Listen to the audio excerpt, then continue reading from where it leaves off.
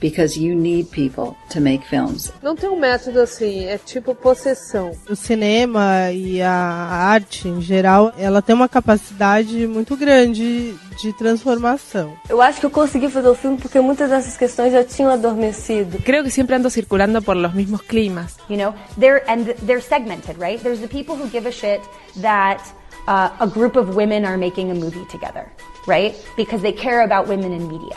Eu particularmente tenho vontade de parar de fazer cinema todos os dias. Se eu conseguisse pequenas produções para fazer pequenos filmes com a paixão e o vigor que eu sei que eu tenho, esse seria o meu caminho.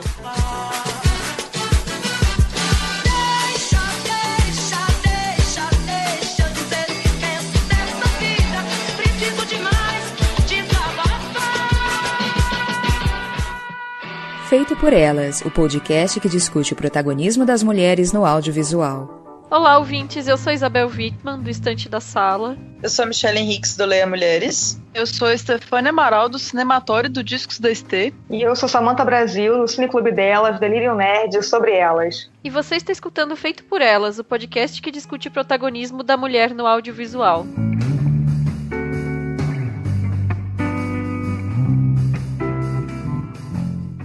Hoje nós vamos falar da diretora e roteirista Laís Bodansky, que nasceu em São Paulo em 1969 e é formada em Geografia pela USP e em Cinema pela FAAP. Em 1994, ela dirigiu seu primeiro curta, Cartão Vermelho. Em 95, foi assistente no curta Pedro e o Senhor, de Luiz Bolognese, com quem se casou, e ele veio a ser seu roteirista em todos os seus longas ficcionais. Em 99, ela dirigiu um documentário chamado Cine Mambembe, o cinema descobre o Brasil, juntamente com o Bolognese. E em 2000, foi a vez de seu primeiro longa ficcional, Bicho de Sete Cabeças. Depois deles, vieram outros curtas e longas, além de documentários seriados e em longa-metragem para televisão. Sobre o processo de escolha de um assunto para dirigir, a Laís mencionou: fico à flor da pele quando encontro um bom tema e entro em estado de alerta em todos os lugares. Gente, eu sou até suspeita pra gravar esse podcast, porque eu sou a louca da Laís Bodansky, eu sou muito fã dessa mulher, eu sou alucinada, eu vejo Bicho de Sete Cabeças todo ano, e agora, como nossos pais também, eu vejo todo ano, e eu sei nem o que dizer, eu tô muito emocionada que a gente tá gravando sobre ela, finalmente. É a diva da minha vida. Só isso, Esther? Achei que você ia falar mais.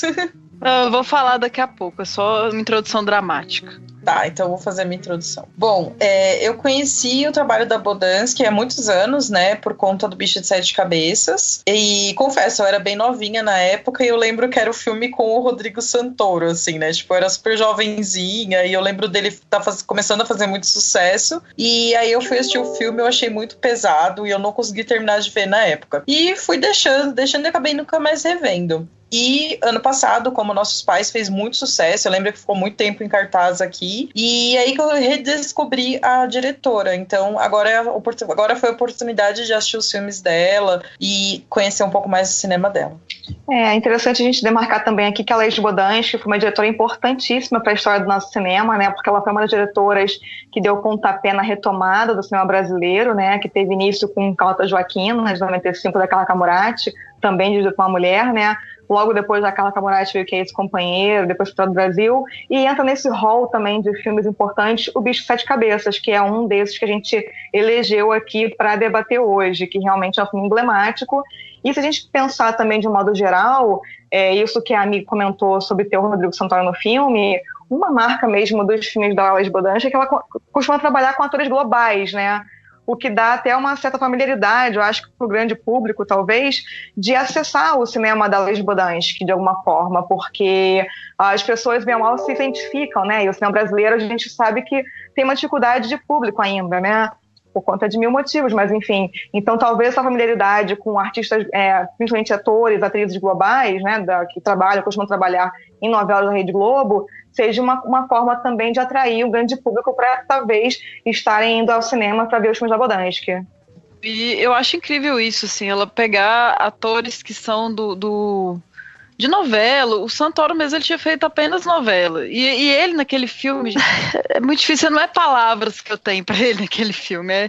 Pra mim é uma atuação assim que se ele não ganhou Oscar por aquilo, ninguém mais merecia nenhum Oscar por nada. Vocês entendem a minha fascinação com aquele ator naquele momento. E ele, sim, ele era vaiado, porque o estigma de galã, né, que ele tinha, e depois as pessoas pediram desculpas pra ele, porque foi um puta trabalho, assim. E a preparação de elenco também da Laís nos filmes dela, é incrível pensar que O Bicho de Sete Cabeças é o primeiro filme dela, e o Sérgio Pena começou com ela nesse momento. Ele era do teatro, e depois ele fez a preparação de todos os longas dela. E é uma coisa sensacional mesmo, como que o elenco da novela no filme dela se destaca e fica maravilhoso. Eu acho que a grande questão da Laís, assim, pra mim, talvez a maior, é conflito geracional. Eu vejo em todos os filmes uma relação de família mesmo, e diferenças de idade entre as pessoas, diferenças de geração mesmo, passando em todos, até no As Melhores Coisas do Mundo, que pra mim é o deslize da carreira dela, que é o filme Malhação, assim, que não que eu não ache ele um filme bem feito, a gente nem vai discutir ele aqui, mas é o que mais destoa, assim, do cinema forte que ela faz, e maravilhoso. É um filme apenas ok, não é um filme divino, perfeito, absoluto e maravilhoso, como os outros 3. Isso que a Estê comentou, que a Samantha comentou dos atores globais, né? Isso foi um ponto que pra mim pegou bastante, porque eu cresci assistindo novela com a família e fui descobrir o cinema brasileiro bem depois, né? Então reconhecer aquelas pessoas sempre foi muito bacana pra mim. Por exemplo, ver a Cássia Kiss nesse filme. Eu sempre gostei muito dela, sempre achei ela uma ótima atriz, e vê-la no cinema, pra mim, sensacional. No filme seguinte também, o Chega de Saudade, né? E só um comentário besta, eu tava falando com uma amiga nesse fim de semana, que eu tinha visto o Bicho de Sete Cabeças, e ela falou que o Santoro é o nosso Leonardo DiCaprio, né? Que todo mundo achava que era só um rostinho bonito, que não ia dar em nada, e o cara é um puta ator, assim, a gente já viu em outros filmes, ele até foi pra Hollywood, fez algumas coisas lá, né? Então ele pode esquecer essa parte, né? De Hollywood, a gente pode esquecer. Qualidade é uma coisa, mas pelo menos ele ganhou o dinheirinho dele, né? Então. Não, e só pra fechar essa história, tipo, é que nem o Robert Pattinson, né? Tipo, vamos fazer Crepúsculo porque tá dinheiro, depois a gente faz uns Cronenberg da vida, né? Isso. Porque a gente fala que ele não chegou nesse depois ainda, né? Ele continuou só ganhando pontinho com dinheiro com pontinho, não chegou nessa parte. E o Robert Pattinson, né? Ó, anos luz à frente. Com certeza. Eu fiquei pensando dessa época aí do Rodrigo Santoro, naquele momento de alguns anos atrás da carreira do Matthew McConaughey, que o pessoal chama de McConaissance, né? Que foi quando ele saiu das comédias românticas pra fazer uns filmes, teve indicação ao Oscar e tal, né? E foi nessa época que as pessoas descobriram o Rodrigo Santoro enquanto ator, né, realmente, né? Mas falando sobre isso, sobre os atores que ela coloca, que às vezes são já conhecidos do público por serem da TV, como a Samantha mencionou, né? Em uma entrevista eu peguei aqui uma frase dela, e aí eu acho que isso tem muito a ver com esse primeiro filme, né, O Bicho de Sete Cabeças, pensando que o protagonista é um adolescente e que o público-alvo potencialmente poderia ser adolescente também. Ela disse assim que ela aprendi que preciso conquistar de cara o público-alvo do meu filme, e se ele gostar, sou capaz de atingir uma plateia maior e diversificada. Então, assim, são decisões estratégicas feitas para ampliar o potencial impacto do filme, né? É verdade. E aí eu acho que o grande mérito dela mesmo, assim, no trabalho dela, dirigindo os filmes, pra mim, é a direção de atores, que ela realmente é muito maravilhosa na direção de atores, e essa dobradinha que ela geralmente faz com o Luiz Bolognese, né, no roteiro, realmente é uma parceria que dá bastante certo, né? E aí, vou puxar mais um gancho aqui pra conversa. Não sei se vocês viram a curta-metragem dela, tá no YouTube. É um curtinho, acho que de 13, 15 minutos, assim, chamado Cartão Vermelho, que foi o primeiro filme dela em 94, que é bem interessante, porque a gente percebe que ela retoma uma questão de gênero, né? Num curtinha super que parece, assim, que vai ser inofensivo, mas que é uma menina jogando futebol, que quer muito jogar futebol, que sonha em ser jogadora de futebol, e ela está jogando com meninos, ela é a única menina. Nesse sentido, me lembrou até um pouquinho do Tomboy, da Celine Sciamma, né? Então ela vai fazer toda uma história, ele vai criar uma fábula em torno dessa menina que quer se inserir no mundo dos meninos e que por isso ela é rechaçada. Então tem toda uma questão ali de gênero, uma misoginia que acontece com ela, que eu não vou dar spoiler, mas enfim, que é bem interessante, e que se a gente for analisar, bem ou mal, O Chega de Saudade e o Como Nossos Pais estão tratando sobre questão de gênero também, né? A opressão da mulher na sociedade. Então, é legal a gente ver que esse curtinha dela, de 94, já estava com esse questionamento também na cabeça da diretora, né? E ela, bem ou mal, começou como atriz, né? Ela foi fazer escola de atuação. E aí, na escola de atuação, que ela percebeu que existia 1000 outras funções, ela pensou, nossa, quero fazer direção, quero dirigir filmes, quero estar nesse momento também atuando nesse cenário. E aí foi que ela começou a tentar fazer cinema de outra forma, não só atuando, não só na frente das câmeras, como também atrás das câmeras. Mas aí a gente pode linkar aqui para os ouvintes, né? Eu acho legal que as pessoas vejam esse curtinha, porque eu acho que já está assim, bem lá no embrião lá, dos primórdios do pensamento da Laís Bodansky, que questões que interessam a ela trabalhando no cinema. Sensacional. E em defesa aí do Rodrigo mais um pouco, vamos só lembrar dos outros filmes maravilhosos que ele fez. Abril Despedaçado, do Walter Salles, Carandiru, do Babenco, Não Por Acaso, de um diretor não tão conhecido, Golpista do Ano, eu gosto muito também, com Jim Carrey, e Heleno, do José Henrique Fonseca. Então, assim, eu acho o homem... Que homem, sabe? Eu defendo Rodrigo Santoro de tudo e todos. Mesmo com os deslizes, sabe? Ele é ator, enfim. Ele é um puta ator. Não, acho maravilhoso também, Esther. A fase brasileira dele eu amo toda. Não é? É lindo, eu gosto até da dona da história. Pois é. Eu falo com pesar do lance dele de Hollywood, porque eu acho que ele é desperdiçado lá. Eu fico triste, porque ele é tão talentoso, e a gente vê ele, sabe, fazendo papéis... fiapos de papel, aí dá uma peninha, dá uma dor no coração, porque ele é muito bom ator. Sim, né? Sim. Com certeza, é por aí mesmo, é uma tristeza, a gente ignora que ele fez aquele Rio, né, aquela coisa horrorosa, e eu te amo, né, tipo, na verdade. E tem o 300 também, né? Eu não acho ele tão ruim no 300. Mas o filme é um pouco esquisito, né? Ele tá, Xerxes, né, marcante também, né. Amo esse homem, quero casar com ele. Rodrigo, se você estiver ouvindo, meu sonho é casar com você. Larga tudo. Vamos casar. Vamos pro primeiro filme? Aproveitar o gancho Rodrigo Santoro? Como nós já falamos, o primeiro filme da pauta de hoje vai ser justamente O Bicho de Sete Cabeças, que é o filme que a Laís Bodansky lançou em 2000. E o personagem do Rodrigo Santoro, que a gente vem mencionando aqui, é o Neto, que é um jovem de classe média, que é internado por seu pai em uma clínica quando o pai dele descobre o uso de maconha. O filme venceu o Festival de Brasília nos prêmios de melhor filme, direção, ator coadjuvante e fotografia, além do prêmio do público e o prêmio da crítica. E também os prêmios de melhor filme, direção, roteiro, atriz coadjuvante, ator coadjuvante, som, montagem e trilha sonora no Festival de Recife, entre outros prêmios, né? Esse foi um filme realmente muito premiado. E é foda, né, gente? Assim, pensar que é uma história real, porque tem o livro, né? O Canto dos Malditos, de onde ele foi adaptado. E o Austragésilo Carrano Bueno, ele militou até a morte pela questão dos manicômios mesmo, né? Porque ele sofreu horrores lá e tudo, e é muito triste, assim, sempre mexe comigo, eu sempre choro desesperadamente. E pra mim, assim, eu falo sem problemas que Bicho de Sete Cabeças é muito melhor do que O Estranho no Ninho, do Milos Forman. Inclusive foi uma inspiração para o filme, mas eu gosto muito mais do Bicho de Sete Cabeças, acho muito mais forte, muito mais pesado, muito mais no ponto, e eu indico muito uma dissertação que fala que chama Relação de Troca Artístico-Criativa entre Preparador de Atores, Ator e Diretor em Bicho de Sete Cabeças, de Laís Bodansky, que ainda fala do Céu de Sueli, de 2006, de Carinha News. Então eu indico muito essa Dirce. Deixa eu ver o nome da autora aqui. Porque nela que eu descobri a questão do Sérgio Pena, fazer essa preparação do elenco com a Laís, que é fundamental nos filmes dela, que a gente vê que é um elenco diferenciado. A autora é Adriana Santos de Vasconcelos, uma disse de 2010. Leiam, se vocês curtem O Bicho de Sete Cabeças. Mais um roteiro do Luiz Bolognese, né, que a Isa falou.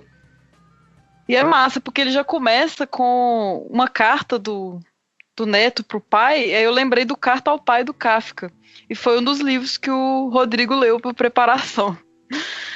E toda a estrutura do filme, a gente vai falando, já falei muito, mas pra mim esse filme é impecável, assim, ele é perfeito mesmo, ainda mais para um primeiro trabalho, foi o primeiro trabalho de muita gente, né, como ator pro Rodrigo, como preparador pro Sérgio, como diretora de longa pra Laís, sabe, é um milagre esse filme. Bom, como eu tava falando no começo, eu comecei a ver... Esse filme saiu em 2000, eu tinha 13 anos, super novinha e tal. E eu lembro que eu comecei a ver esse filme e eu achei muito pesado, muito bad vibe, acabei deixando e tal. E revendo agora, com a cabeça que eu tenho, continuei achando um filme super pesado, ainda mais agora que eu já conheço bastante essa história de manicômios no Brasil, de como isso é muito, muito errado, né? E semana passada eu tava lendo sobre aquela jornalista, eu não sei se assim se pronuncia, Nellie Bly, que na década, em 1800 e pouco, ou começo de 1900, ela ficou 10 dias num manicômio e saiu e escreveu uma reportagem sobre, né? E, tipo, naquela época era um absurdo, e aí a gente tem o Holocausto Brasileiro, que eu não li o livro ainda, mas eu conheço bastante, né, sobre ele, de tanto ler a respeito. Também tem essa questão de manicômios no Brasil ser uma situação péssima, e o filme deixa isso muito claro, né. Não só a atuação do Rodrigo Santoro, de todos ali são sensacionais, o Otton Bastos, né, tipo, um cara super veterano, num papel super bacana. Cara, eu gostei muito desse filme, e... sei lá, é um dos mais bem feitos, assim, que eu acho, em questão de roteiro, em questão de tudo, assim. Eu gostei muito desse filme e eu recomendo para quem quer conhecer mais cinema brasileiro e tal, e em geral, porque realmente é muito bacana. E a questão da denúncia também, né, ainda mais por ser uma história verdadeira, né, você ficar sabendo, né, como que é a situação real de manicômios no Brasil, que eu creio que não deve ter mudado muito, né. Verdade, Mia. Puxando também a sua lista de indicações de filmes sobre esse tema, eu vou falar também do Nísio, Coração da Loucura, né? Também retrata um pouco dessa realidade ultra perversa do que são, né, os hospitais psiquiátricos brasileiros, né? Que é um ambiente completamente hostil e que, nesse sentido, eu acho que é um dos 3 longas da Laís Bodansky, que eu acho que esse, ficcionais, né? Eu acho que esse é o mais ousado dela, nesse sentido, não só pelo tema abordado, né? Porque até hoje é um tabu, né, o tema de uso de drogas, né, a gente ainda tem a criminalização da maconha, que é muito atual, a gente está nesse debate, inclusive, atualmente no Brasil, né, e o quanto as pessoas são ainda criminalizadas barbaramente por conta do uso de entorpecentes, né, os ilegais, no caso, porque os legais, né, estão aí sendo vendidos naturalmente. E aí é interessante a gente perceber também que ano passado, no Festival de Brasília, na 50ª edição do Festival de Brasília, histórica, né, a edição do Festival de Brasília, teve pela primeira vez 2 masterclass, que nunca tinha tido masterclass com mulheres diretoras antes na história do festival. E pela primeira vez teve logo 2, né, que foi uma com a Laís Bodansky e uma com a Ana Mulaer. A Ana Mulaer, inclusive, que a gente já gravou podcast aqui também, vocês podem escutar. E aí foi interessante porque a Laís Bodansky contou um pouco do processo de criação do filme, né? Ela inclusive distribuiu alguns livros de roteiro do filme para as pessoas da plateia, e ela disse que o intuito dela realmente era que toda a equipe ficasse inserida na gravação, nas gravações, né? Que toda a equipe ficasse inserida de modo tão assim, imersas naquele ambiente, que ela queria fazer o filme quase com um olhar documental mesmo, sabe? Então, todos os personagens, inclusive os secundários, atuavam e fizeram preparação de elenco e leituras mesmo do filme, né, antes das gravações e ensaios, de forma a estarem totalmente inseridos naquele universo, a ponto dela ser parada na rua, por exemplo, porque ela usou alguns atores que não eram tão conhecidos na época, e as pessoas perguntarem como é que foi para ela gravar dentro de um manicômio, né? Então, assim, ela falou, não, gente, a gente gravou com atores, todos eram atores, estavam atuando, e as pessoas acreditaram bastante que aquilo de fato, várias pessoas ali eram pessoas realmente medicalizadas e tudo mais, né? Então, é interessante o poder que esse filme tem, e a gente revê ele agora em 2018, quanto tá atual ainda o tema do filme. Pois é, aproveitando o gancho da Samantha, da indicação da Nise, né, que era inclusive um filme que eu ia mencionar, né, mas eu acho interessante a gente pensar justamente o que é abordado nesses 2 filmes, né, tanto o Bicho de 7 Cabeças quanto a Nise, que é essa patologização dos comportamentos tidos como heterodoxos, né? Porque em um determinado momento o neto é diagnosticado como rebelde e agressivo. E desde quando ser rebelde e agressivo é diagnóstico psiquiátrico, sabe? O que significa que a pessoa está sendo institucionalizada simplesmente por não seguir determinados padrões de comportamento da sociedade, né? E aí entra também essa questão que é a brutalidade do sistema institucional, né? O tratamento que essas pessoas institucionalizadas recebem é absolutamente desumano, né? Isso que a Isa tá falando, né, no caso de um homem, né? Agora você imagina mulheres também, o que não passavam, principalmente, sei lá, década de 20, sei lá quando, que a mulher era lésbica, era institucionalizada, a mulher traía o marido, também vai ser internada ali. E então é uma coisa muito complicada. E esses dias, engraçado, eu parei pra tomar um café numa padaria e tava passando uma matéria sobre isso, sobre os manicômios que ainda existem no Brasil, né? Então, como a Samantha falou, é um filme, tipo, sei lá, de 18 anos atrás e continua super atual. E eu só queria reforçar também a indicação de Nise, que é um dos filmes que eu mais gosto de cinema brasileiro. Eu gosto muito desse filme. A Glória Pires está sensacional e só reforçar a recomendação. Essa questão da loucura é muito pesada mesmo. Que eu saiba, assim, eu posso estar sendo ignorante, mas que eu vejo questionamentos disso foi a partir de Foucault. As meninas que são antropólogas podem me corrigir, mas assim, é uma coisa que não tem condições a gente pensar, sabe? É muito absurdo e perturbador. E esse filme mostra muito isso, né? A gente consegue, é palpável. Como para eles é talvez muito uma questão de ter mais internos no hospital, sabe, bater ponto e toda a medicina e tudo mais e cara, e a gente ouvindo os relatos do Carrano, né, do autor do Canto dos Malditos, o que ele perdeu é irrecuperável. Ele militou para que outras pessoas não perdessem tanto, né, perdeu a juventude, perdeu a sanidade dele, aquela questão toda a gente vê o Neto tentando conseguir um emprego e não consegue mesmo. Você vai lá para, entre aspas, com muitas aspas, se curar de uma loucura e sai de lá louco, sabe? É um sistema muito frustrante, né? Tipo, talvez tanto quanto ou mais que o prisional, sabe? São muitas questões. E acho que a Laís usa tudo a favor disso. Ela tem alguns momentos de viagens, né, dele, assim, que tem uma textura da imagem diferente. Ela usa a trilha do Arnaldo Antunes. Aquela cena final, pra mim, é uma das coisas, com certeza, mais bonitas que o cinema nacional já produziu, assim, mais poéticos, mais perturbadores, com a música título, né, que a Laís adora colocar A música é muito presente no cinema da Laís. Eu nem vejo tanto como um problema isso, assim, não é um videoclipe, né? Eu acho que ela usa muito bem as trilhas e os títulos têm esses nomes dessas trilhas. E fica pra mim sempre aquela imagem do Santoro atrás daquelas grades, que coisa mais poética, perfeita e significativa. Aquela cena final do pai dele, só sem silêncio, só chorando. Gente, que é esse filme? É verdade, Esther.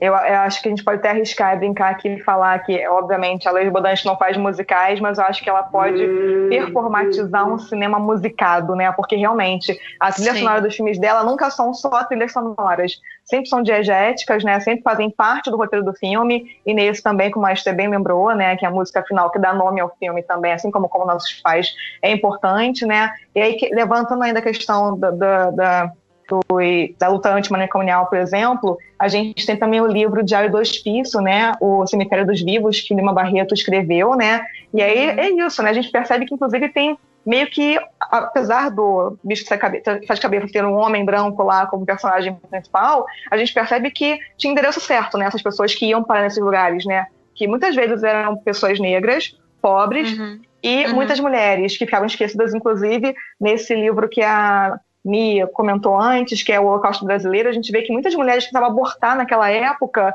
acabavam sendo jogadas nesses lugares como loucas, né? E aí tem toda a questão da histeria, né? Que é também uma característica atribuída às mulheres, associada à loucura e tudo mais. Enfim, como, né, toda vez a sociedade tenta moldar de alguma forma comportamentos ditos, com muitas aspas aqui, desviantes, né? Então, o quanto isso é perverso e até hoje ainda é usado para controlar o comportamento das pessoas. E sobre o Holocausto Brasileiro ainda, a gente vai deixar linkado também uma entrevista com a Daniela Arbex, que é a autora, que ela deu pro Anticast, né? E assim, na página dela, a descrição sobre o livro fala que justamente, porque o livro é sobre um hospício específico, né, na cidade de Barbacena, em Minas Gerais, onde mais de 60 mil pessoas morreram durante o período de funcionamento, né? E aí ela descreve que as pessoas que eram internadas nesse lugar eram epiléticos, alcoólatras, homossexuais, prostitutas, meninas grávidas pelos patrões, mulheres confinadas pelos maridos, moças que haviam perdido a virgindade antes do casamento. Então é realmente isso que a gente tá falando, né? Que a Mi muito bem colocou sobre imagina as mulheres nessa situação, né? E que a Estê bem pontuou a questão do Foucault, né? Porque é sim um controle dos corpos e um controle dos discursos, né? Hegemônicos, né? O que não tá dentro do discurso hegemônico é afastado do olhar da população, né? Uhum. E é fantástico também como se consegue nesse filme não fazer uma estereotipação da loucura. Porque o Santoro mesmo em entrevistas nessa disse que eu indiquei, falava que lendo o roteiro, a gente podia pensar em overacting. Podia falar, nossa, como que eu vou fazer isso? E eles buscaram uma loucura que fosse interna para externa. Assim, a real, né, manifestação desse processo e não uma coisa estereotipada de loucos descabelando, sabe?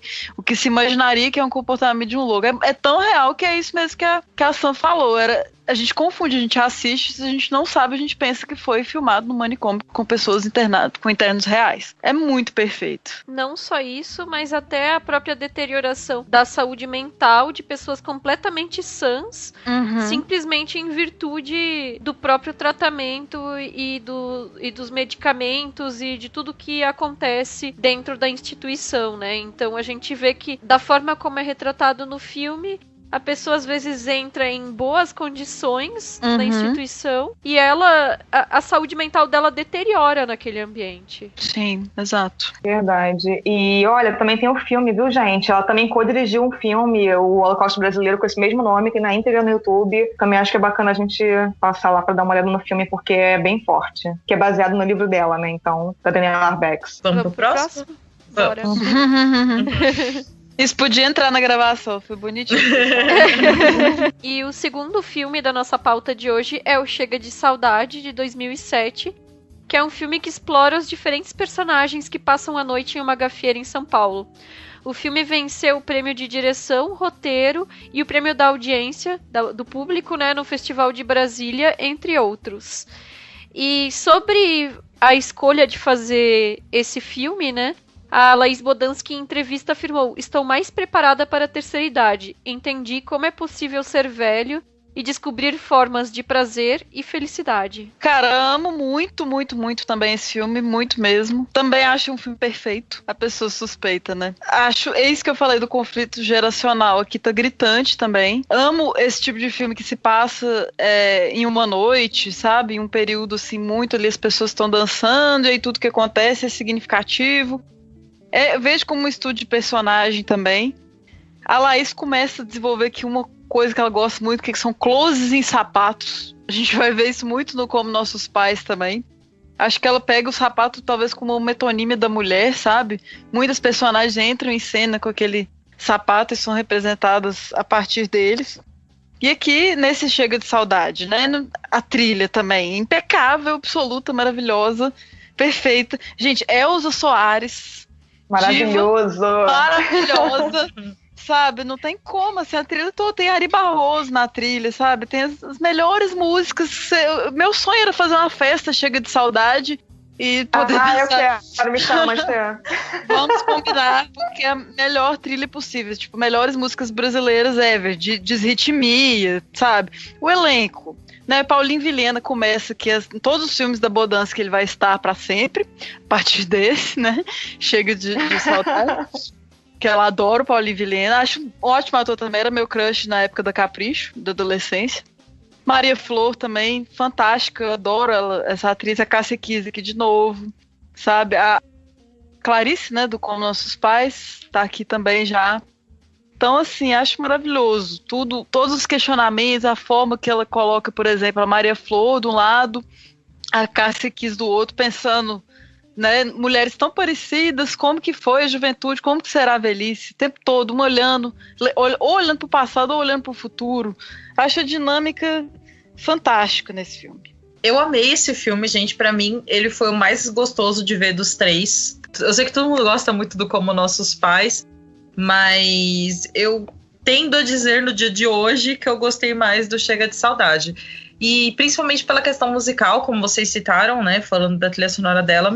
Essa mulher colocou Elza Soares num filme, então pra mim ela já tem todos os pontos possíveis, né. A trilha sonora também, meu sonho, uma festa daquela. Inclusive, a gente vai fazer uma festa feita por ela, Chega de Saudades. Uhul! Seria seria maravilhoso. E também, né, a Tônia Carreiro, né, gente, que faleceu no começo desse mês. E tá muito fofa nesse filme também, uma ótima atriz, né. Cássia Kiss, já falei que eu gosto muito dela, também foi muito bom revê-la nesse filme. E Paulo Vilhena, né, também é muito engraçado, né, você vê-lo super mocinho nesse filme e no Como Nossos Pais ele já é um pai de família, né. E aí eu me sinto velha também, porque eu lembro dele, sei lá, na escola da Sandy, naquele seriado que tinha na Globo na época, né.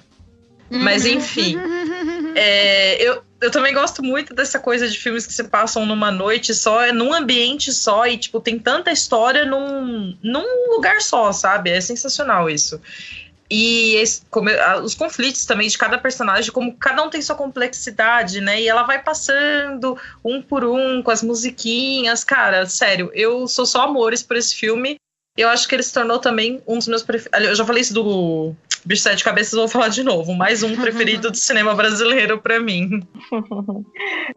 Também gosto bastante da trilha, muito mesmo, né? Eu acho que é um recorte, assim, da trilha brasileira mesmo. Uma coisa que eu gosto bastante também, aí eu vi uma entrevista com a Laís Bodansky, ela diz que, inclusive, a trilha saiu antes do lançamento do filme, de tão importante que a trilha é para o filme, né? Ou seja, a trilha foi toda pensada junto com o roteiro do filme, a gente percebe isso, né? Porque muitas das vezes a música foi tocada lá no palco, né? Pela banda que tem a maravilhosa Elza Soares, puxa toda uma trajetória de um personagem no filme. Então a gente percebe que a trilha realmente é importantíssima para escrever esse roteiro, né? E aí, assistindo o filme agora, eu não pude deixar de lembrar de um filme que eu gosto demais, do Sebastião Lélio também, né? Que é o diretor do Uma Mulher Fantástica, que acabou de ganhar um Oscar filme estrangeiro, que é o Glória.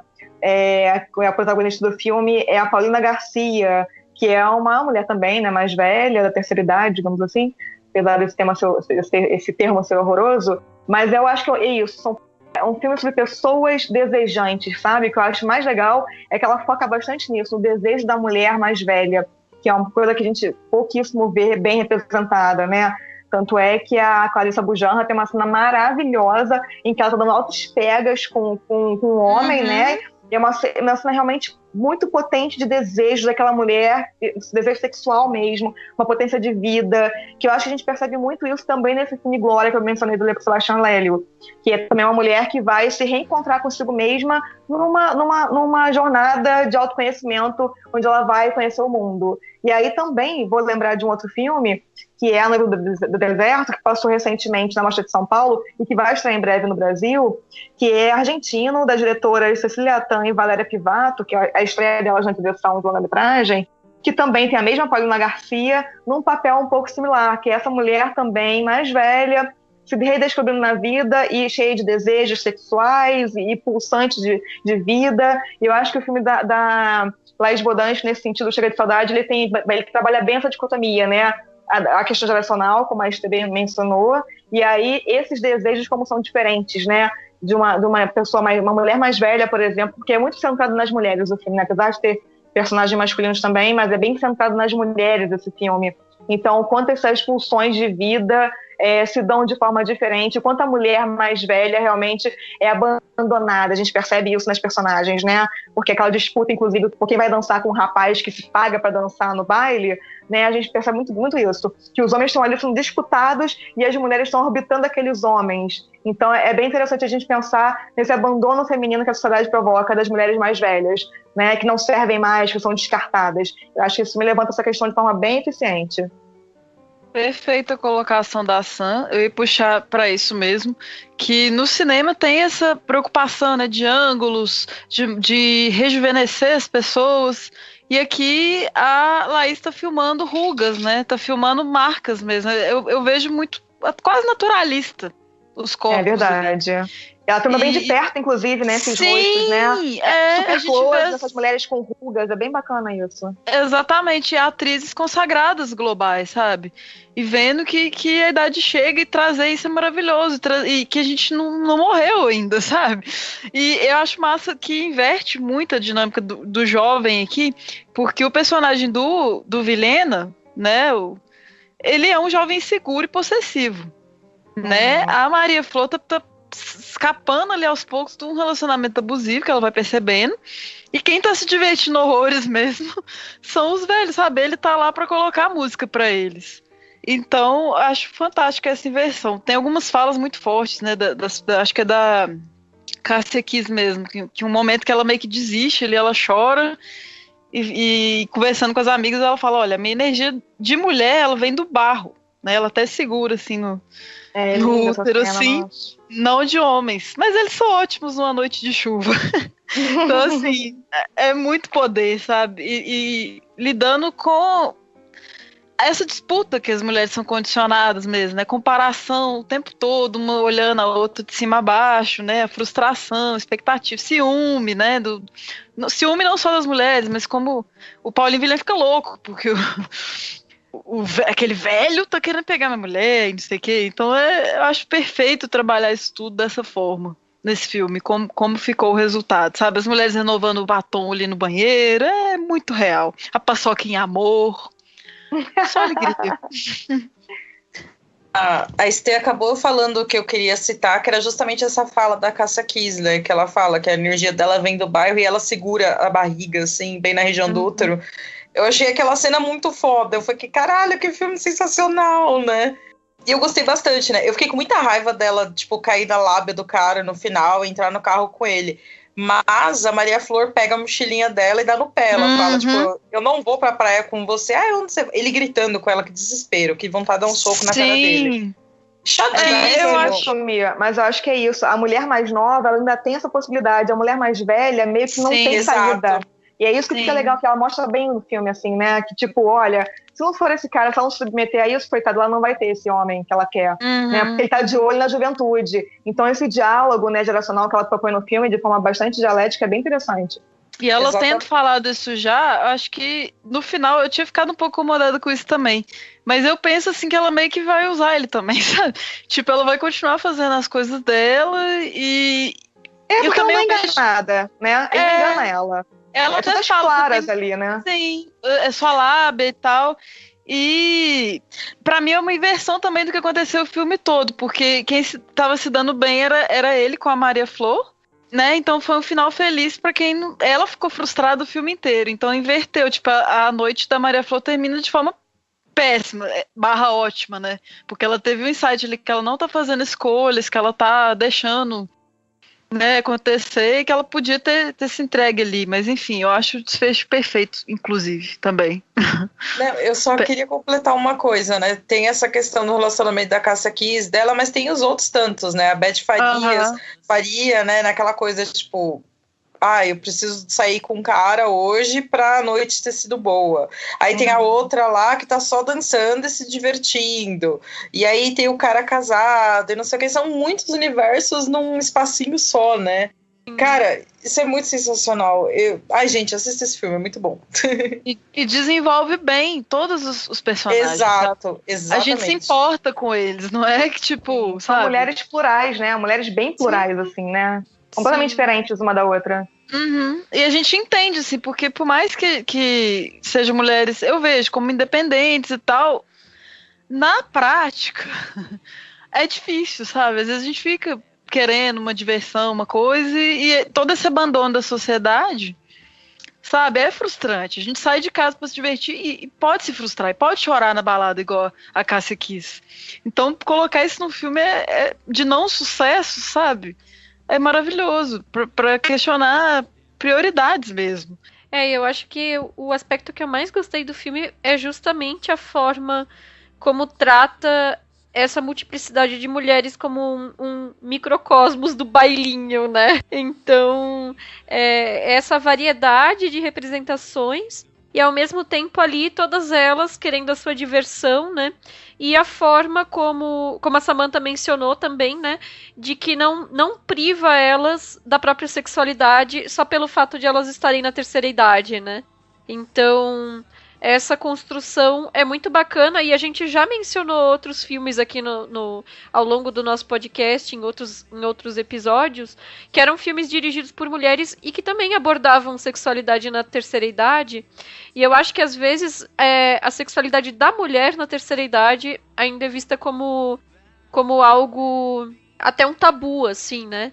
E aí a gente percebe que para as mulheres que estão realizando esses cinemas, isso não é algo a se estranhar, né? É algo que é uma continuidade da vida, né? A gente vai passar por essa etapa também, né? Então seria algo óbvio, né? Sim, nesses filmes eu sempre lembro do Aquários, né? Sônia Braga arrebentando tudo nesse quesito de não tem fim. É pra sempre. A mulher e tudo mais. E aquele casal de viúvos também eu acho fantástico, assim, que eles são acho que os mais velhinhos de todos, eles nem conseguem dançar, ela já tá com a memória fraca, e ainda assim, sabe, é um relacionamento, tem os dilemas, é muito maravilhoso. E sobre essa coisa geracional ainda, eu confesso que eu fiquei o filme inteiro apreensiva, porque tava muito maravilhoso aquele romance de Príncipe Encantado do homem muito mais velho com a menina super novinha, sabe? E aí eu fiquei feliz que no final eles não ficam juntos e que isso não tem nada a ver com, né, de fato, a proposta do filme, porque eu ficaria bem incomodada de que aquilo fosse um padrão ideal a ser seguido ou almejado, né? E na verdade não, ele foi só um gatilho pra Maria Flor, pra personagem da Maria Flor, perceber que a relação dela estava muito ruim e que ela não queria aquilo pra vida dela. Então, na verdade, ela só usou o personagem do Stepan Francisco como uma muleta naquele momento, né? O que é interessante, e eles não ficam juntos. Então, eu fiquei feliz com isso. Porque no fim ele até fala, né, que tava encantado pelo momento e que a mulher pra ele seria Cassie Kiss. Eu acho mais bonitinho, assim, no sentido, tipo, não acho que era uma coisa tão romântica mesmo. Acho que era uma dança legal e tudo mais. Ainda bem que não passou disso. Era mais a diversão mesmo. Ela vê que ela podia se divertir ali e tudo. É incrível que também no início, né, eles falam, não entre mulher de calça aqui. Os estereótipos todos, né? Ela tem que pegar a saia na bolsa. E também o que me chama a atenção, uma última coisa aqui, que senão eu vou falar pra sempre desse filme. Que uma das primeiras falas, ela tá chegando lá com o Paulinho Vilhena, e acho que ele fala pra ela, calma! E aí quando chega o carro dos velhinhos, aí um grita pro outro também, calma! Então, de novo, esse contraponto de gerações e que como que os relacionamentos meio que são cíclicos, né? Em todas as idades. Eu só acho que a personagem da Cassia Kiss ali na hora, no final, quando ele fala que na verdade queria ficar com ela e fica miguelando com aquela poesia, ela merecia coisa melhor, assim, porque... Tadinha. É uma situação, merecia. né? Mas assim... compreensível, eu acho, né? É o que tem pra hoje, né? Vamos lá, né? Então... Mas assim, falando esteticamente, outra coisa que eu gostei do final do filme é justamente quando a festa acaba, vai todo mundo embora, aquela coisa, né? E fechando o salão, né? Porque aí tem que descer aquela porta, aquele rolo metálico e tal, né? E aí a câmera se afasta e aquele letreiro com o neon falhando, assim, né? Aquilo ali eu achei tão bonito, tipo, tão fim de noite. Maravilhoso. E é uma mensagem de que a vida continua, né? Porque amanhã tem mais um baile, depois de amanhã tem mais um baile, e é uma coisa, né, que tá ali naquele porvir, realmente, né? Não foi uma noite única, não foi um momento, assim, inesquecível. É um porvir, é a vida acontecendo. Com esse desfecho bonito, a gente pode ir pro Como Nossos Pais, né? Sim.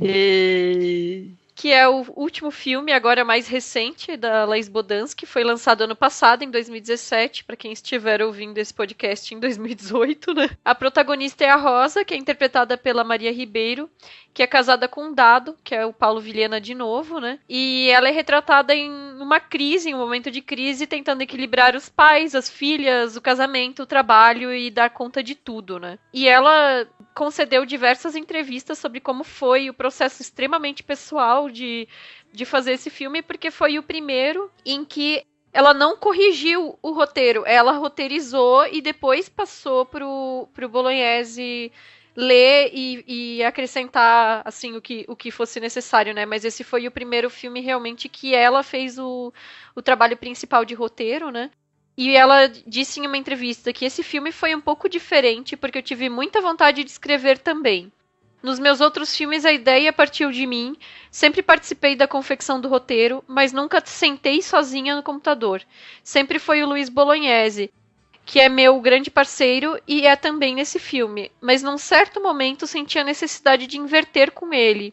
Sempre ele escrevia sozinho, eu via, lia e a gente conversava. Dessa vez foi o contrário, fiquei sozinha com as palavras, aí ele lia e a gente conversava.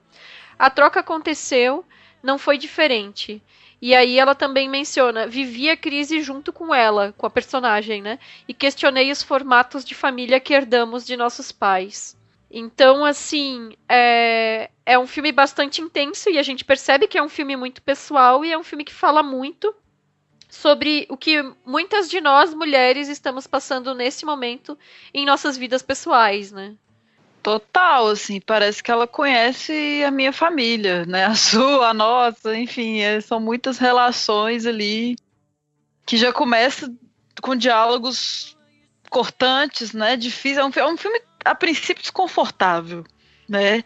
Ele consegue, acho que, equilibrar muito bem isso, assim, de ser gostoso de assistir com ser desconfortável, porque são diálogos ácidos mesmo, é pesado também.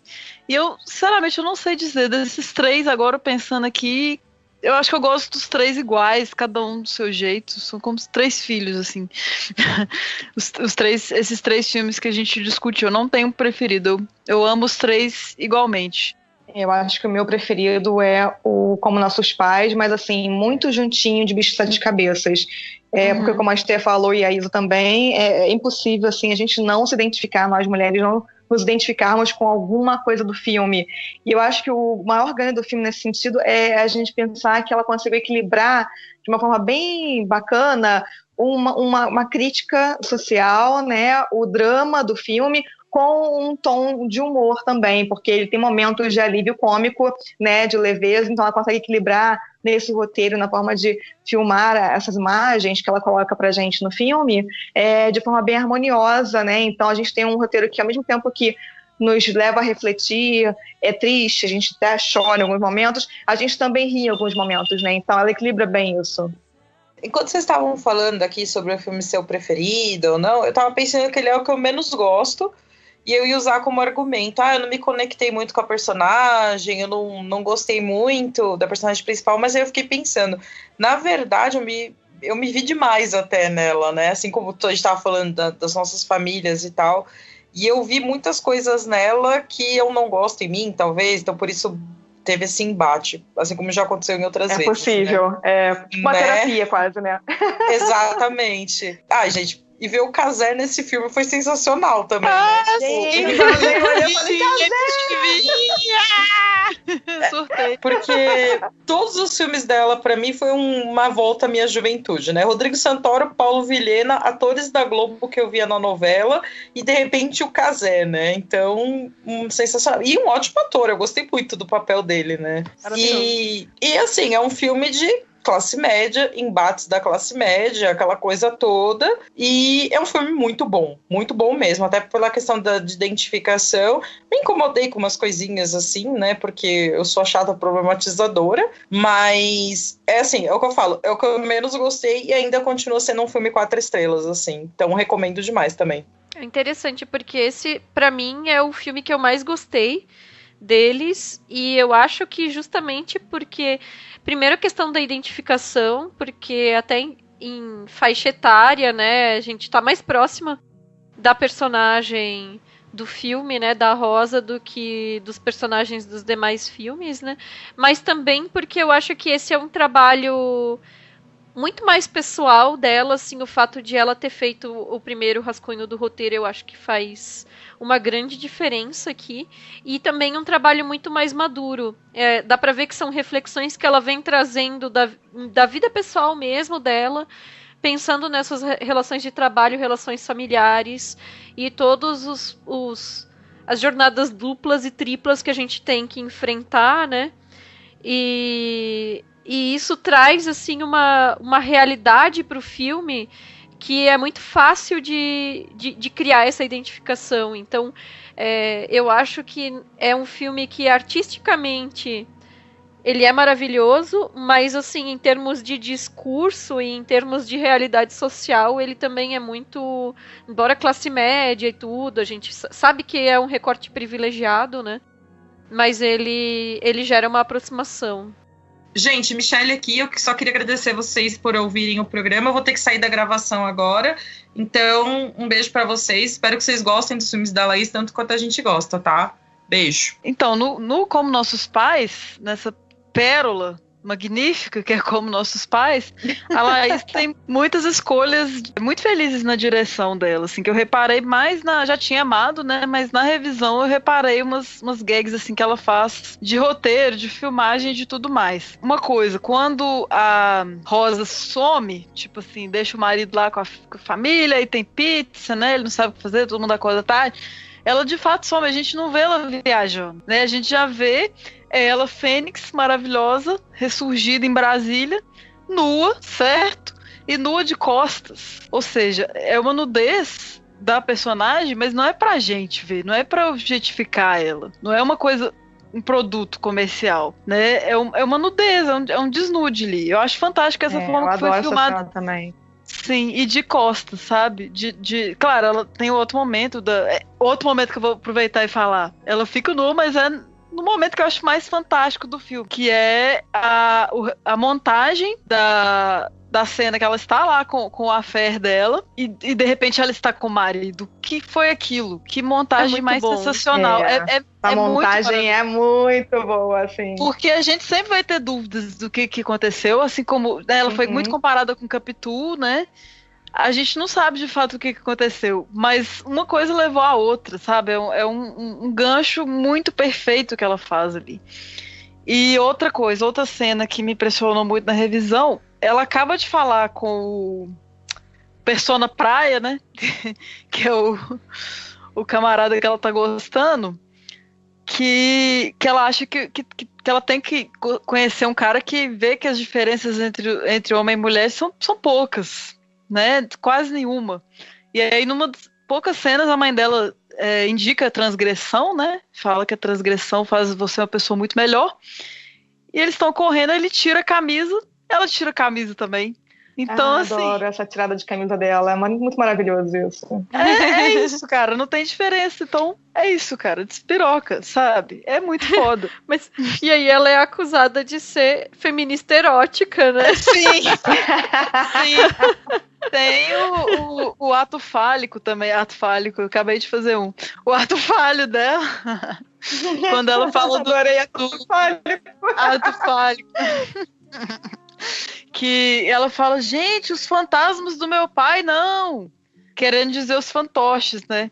Mas são os fantasmas do pai dela. Então, assim, inclusive na linguagem, é uma puta construção da Laís nesse roteiro. Verdade. E aí, realmente, como a Esther mencionou, acho que a montagem do filme também é bastante eficiente, né? Porque eles vão colocando contrapondo essas sensações da protagonista de forma bastante interessante. E aí, impossível não mencionar aqui a fotografia do filme, porque em diversos momentos ela tá filmando aquela imagem e a gente percebe que a câmera foca num eixo de uma parede partida, uma janela partida, que é essa mulher partida que está ali se apresentando pra gente, né? Essa mulher que tá partida em 1000 pedacinhos, porque ela tem que dar conta de 1000 realidades, e aí chega numa cena que eu adoro do filme também, que ela diz que eu não dou conta do mundo inteiro, ficou até como minha foto de capa durante um tempo, assim, porque é isso, né? A gente tem muitas cobranças em muitos níveis, né? Profissional, familiar, doméstico, da mulher, né? Que tem tripla jornada de trabalho, muitas vezes, e aí a gente fica com aquele peso do mundo nos nossos ombros,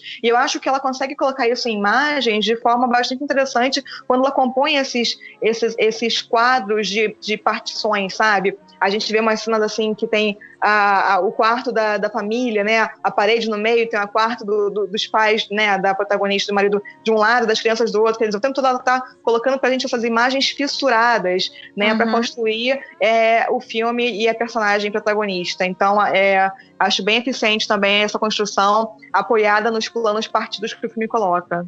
Inclusive, a Esther tinha mencionado o início do filme, né?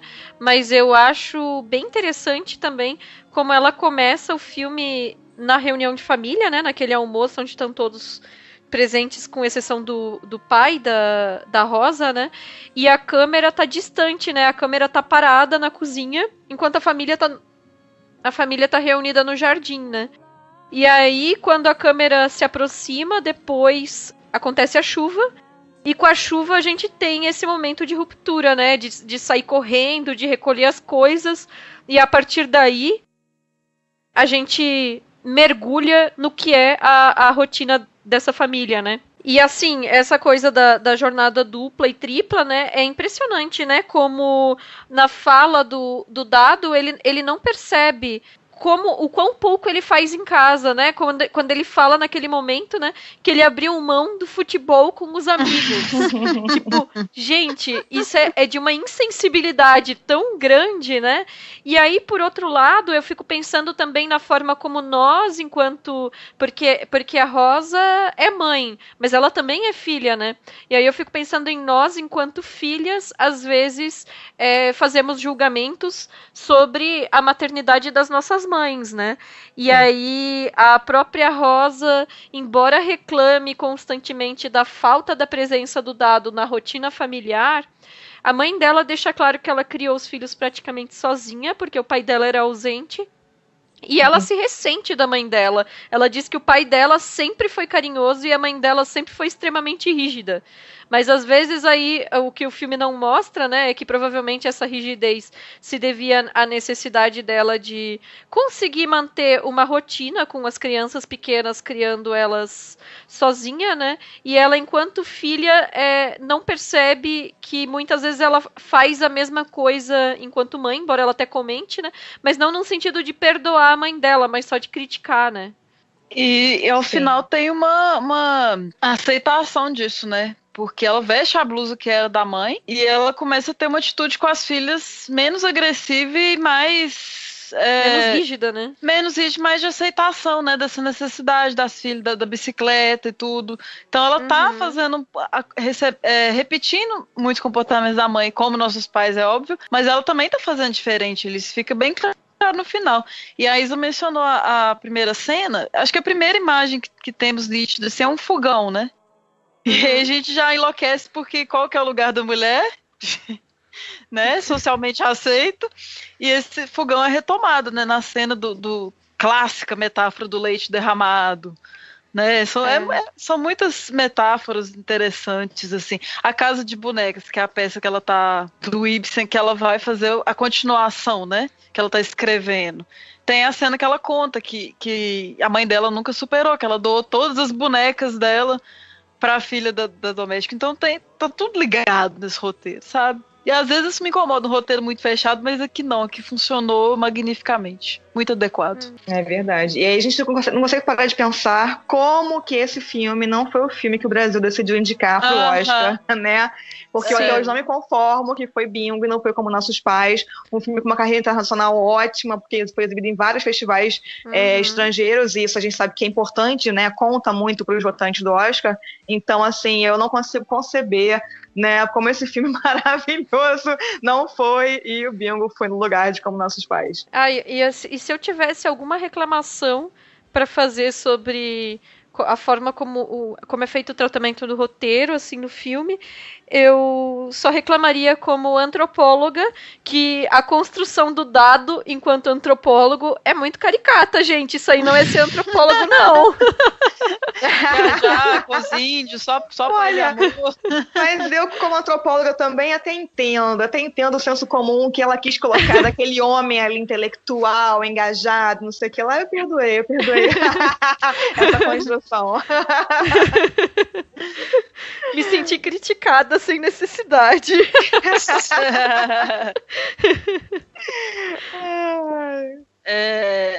Tem um momento de metalinguagem que eu acho interessante também, que ela, quando ela vai colocar a peça dela, né, passou o concurso, mas ela quer colocar a peça nos teatros, aí ela conversa com uma mulher e fala, nossa, eu queria muito que essa peça fosse dirigida por uma mulher.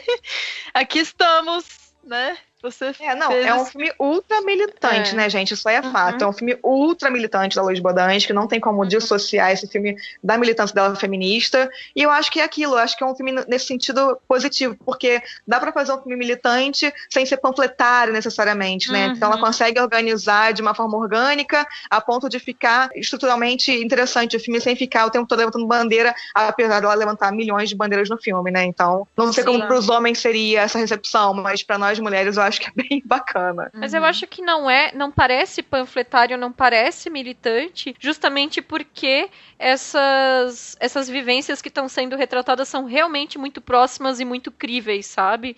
Então não parece que ela tá exagerando situações pra criar lições de moral. Mas eu nem acho que ele é tão... Assim, acho que tem bons momentos o Dado, sabe? Tipo, ele não é tão julgado, assim, como homem. Ele é fruto, né? Ele é fruto da sociedade machista que a gente vive, né? Ela não Sim, o legal é isso, eu acho que o filme é importante nesse sentido. Ela não demoniza nenhum personagem, né? Ela não tá ali julgando nenhum deles. Isso é bem bacana. Ela simplesmente coloca situações críveis de pessoas, tanto mulheres quanto homens, que a mãe também reproduz algumas coisas, que vivem na sociedade machista. Né? Todos nós somos passíveis de cometer atos de machismo, né? Porque a gente vive numa estrutura machista. Então, nesse sentido, eu acho que o filme é interessante porque ele não vilaniza ninguém, né? Nenhum dos personagens. O pai é ausente, o pai, inclusive, da protagonista também é ausente, não vilaniza ninguém. Então, é bacana nesse sentido. Quem julga é o espectador. Inclusive a própria Rosa, né, que em momento algum, muito pelo contrário, é retratada como uma super mulher, né, porque ela mesma diz que ela não dá conta de tudo, né, e é retratada também como uma pessoa falha, né, como todas as outras personagens que estão gravitando em torno dela. Vide a relação com a irmã, né? A irmã tá com a namorada na sala e ela super, né, é negativa com a irmã, porque, tipo, tem as meninas aqui, você não pode namorar uma menina aqui na sala. E tem esses momentos também de fraqueza da personagem dela, né, que ela também se acha super pra frentex e ela meio que tá ali super careta, né, então... Como se ela não soubesse como lidar com a situação e ao mesmo tempo uma desconexão de certas liberdades que a geração da irmã dela, que é mais jovem, né, tem, e que a geração dela ainda tá tentando se encontrar, né? Verdade. Se libertar. Sim. E eu ia puxar a Caru mesmo agora, que é a irmã mais jovem, que é filha de fato, né? Do pai dela. Ainda tem mais esse conflito que ela precisa lidar, além do geracional, né? E eu vejo que ela tem muito espaço. Tanto que ela pega a matéria, ela lê, estudando pra peça, ela pega como referência, né? A matéria que a menina rasga da revista ali, ela aceita essa subversão, apesar de não conseguir lidar a princípio. Eu vejo a Caru como tipo a Jéssica do Que Horas Ela Volta. É o personagem mais jovem ali que tá trazendo um valor ali, né, diferente para essa sociedade. É uma reflexão nova ali que eu acho que ela é bem acolhida, sabe? Ela tem esse processo clássico também, né, que ela na viagem ela usa um vestido floral, né, abraça uma versão mais feminina, estereotipada da mulher, né, romântica. Tem tudo isso, sabe? E tem uma associação massa também com as plantas da mãe dela aguando, depois elas continuam, né, as próximas gerações aguando aquelas plantas ali, a vida continua. É um filme muito bonito, gente do céu. Quem não viu não pode atravessar a rua sem assistir esse filme. Por favor. Verdade. Mais um pra minha lista de não atravesse a rua sem ver. Então, para fechar o nosso programa de hoje, a gente só queria lembrar que no final do ano a gente fez um programa especial que a gente chamou de Troféu Alice, por causa da Alice Guy, que foi a primeira mulher, a primeira pessoa da história a dirigir um filme ficcional. E esse Troféu Alice, a gente se propôs a premiar os melhores filmes, os melhores trabalhos realizados por mulheres no cinema no ano de 2017. E o Como Nossos Pais recebeu 5 prêmios da nossa própria premiação nesse Troféu Alice. Ele ficou com o Alice de Bronze, o 3º lugar, né, no melhor filme nacional protagonizado por mulher. Alice de Ouro, melhor atriz coadjuvante para Clarice Abujanra. Alice de Prata, de melhor filme nacional dirigido por uma mulher. Alice de Bronze, de melhor diretora nacional para Laís Bodansky. E, no voto popular, levou o prêmio de segundo lugar de melhor diretora do ano. Então, realmente foi um filme que teve um peso, né, uma importância aí no ano passado, e que a gente sabe que, pelas características dele, ele com certeza vai continuar aí sendo debatido, porque são questões que não vão se esgotar tão cedo, né? Ou seja, amamos o filme. Total. Amamos. Total. A gente gostaria de lembrar para vocês que todos os principais filmes e as referências que foram mencionadas nesse programa estarão linkados no nosso post. É isso aí, por favor, leiam lá. E mandem também o feedback de vocês, não no post, mas pode ser em todos os outros lugares, todas as redes, no SoundCloud, no nosso e-mail da riqueza, que é o contato@feitoporelas.com.br, e nas redes todas, né, no Twitter, no meu querido Instagram, no Facebook, e temos também o Letterboxd com as nossas estrelinhas e corações. Valeu! E além do feedback, se vocês quiserem, puderem avaliar a gente no iTunes ou em qualquer outra rede que vocês utilizem para ouvir os podcasts, a gente fica muito feliz. E também, se vocês puderem recomendar para as amigas e para os amigos que ouçam o podcast ou compartilhar nas redes sociais, isso ajuda muito a gente a ganhar visibilidade, a gente agradece muito. Além disso, a gente queria agradecer vocês pela audiência e até o próximo programa. Valeu, pessoal. Beijão. Beijo. Agora você pode ajudar o Feito por Elas a crescer. Para tornar-se madrinha ou padrinho, acesse padrim.com.br/feitoporelas ou patreon.com/feitoporelas. Feito por Elas, dando a vez e a voz ao que há de melhor nas produções realizadas por mulheres.